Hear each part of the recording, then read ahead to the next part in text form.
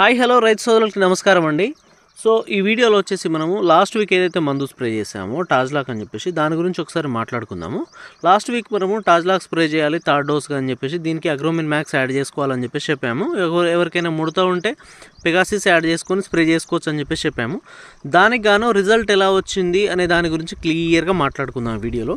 So మీరు చూడొచ్చు side branches అన్నీ అప్పుడు ఈ చెట్టు చూపించినప్పుడు చాలా చిన్నగా ఉండే, ఇప్పుడు వచ్చేసి సైడ్ బ్రాంచెస్ మొత్తం ఇలా వచ్చేసినాయి.